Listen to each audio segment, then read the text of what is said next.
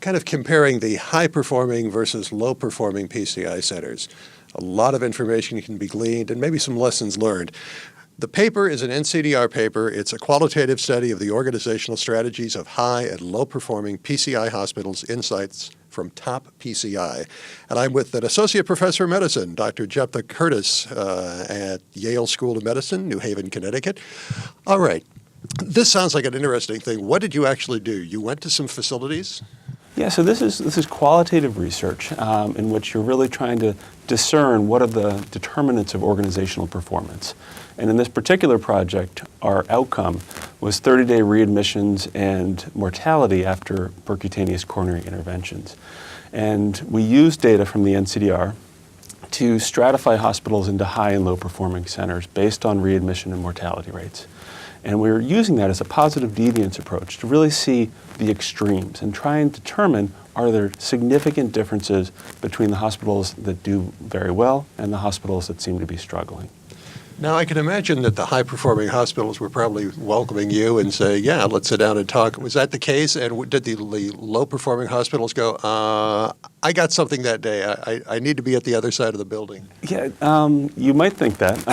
It actually was, it's difficult or challenging to recruit hospitals from both sides. In this case, they were actually blinded to their own outcomes. It had not been publicly reported to them what exactly their 30-day mortality rates were or readmission rates. So they kind of didn't know. And they were trying to tease it out what their position was, and we tried to do our best to keep them blinded to what their results are.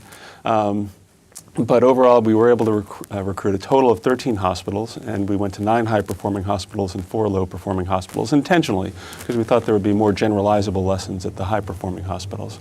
And at each hospital that accepted our invitation, we went out and sent a team of 2 to 3 investigators to do qualitative interviews with the key staff who were responsible for these patients. And so we talked to social workers, we talked to discharge coordinators, interventional cardiologists, we talked to anybody who would be willing to talk to us who was touching these patients while they were in the hospital. So at the end of those 2 days of interviews, we had a very good sense of who they were and how they were caring for patients, and I think really helped us get some important insights. 200 interviews, I think it was 2,000 pages of transcripts that we went through at the end of the day trying to discern. What we were able to determine is that these centers are very different. I think the most important lesson, actually, in my mind, is that the hospitals that were successful were able to move beyond door-to-balloon times. Not surprisingly, given all the focus that's been on door-to-balloon times. Every hospital that we went to, high and low-performing hospitals both, they were able to tell us a wonderful story about how they improved their door-to-balloon times. And that clearly did not distinguish the high and low-performing hospitals at this stage of the game. Everybody was doing exceptionally well. What distinguished the high-performing hospitals was actually that they were able to jump from door-to-balloon and apply the lessons learned in that situation to another arena, to other clinical challenges that were facing them. And that was really evident and very strong. So whereas it was at the high-performing hospitals, we did this, this, and this for door-to-balloon, and then we did X, Y, and Z. You just didn't hear that story at the low-performing hospitals. We improved on door-to-balloon, and we're proud of that, and that's the end of that story. That stopped. And what we now know is that we may have hit a wall with door-to-balloon time in terms of there has been some data suggesting that the shorter you go, there is a point of no return where you just don't get any extra benefit. You can shave 10 minutes off or 15 minutes off, but incremental gain by every additional 10 minutes is probably very modest. It's not that it's not important, but it's probably not as important as some of the other challenges that these hospitals face. So what specifically should these low-performing hospitals be looking at? What were the categories that they might need to improve on or that they were just missing? Well, I think what we saw, all the institutions that we went to had made a significant commitment to quality. They all participate in the NCDR registries.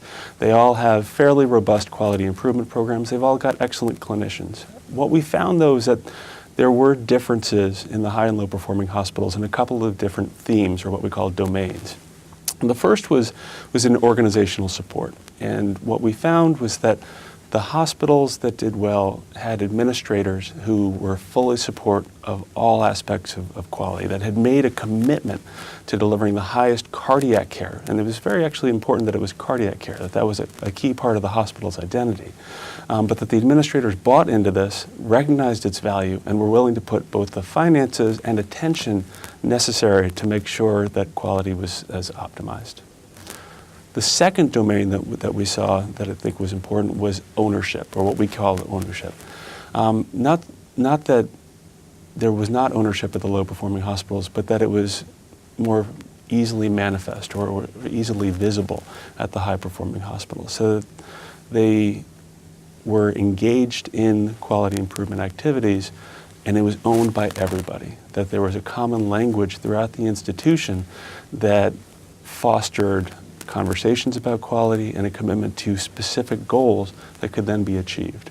And I think that ownership of quality was really very important. Were you able to check about some of the facilities that are using doctors, cardiovascular surgeons, and interventionalists and moving them into an executive level? Because sometimes they find that, the executives just simply aren't as upfront about quality as somebody who is an actual cardiologist. It may take more hours of their time, but getting that leadership in there that is actually cardiovascular interventionalist in nature, does that have any effect? Were you able to look at that?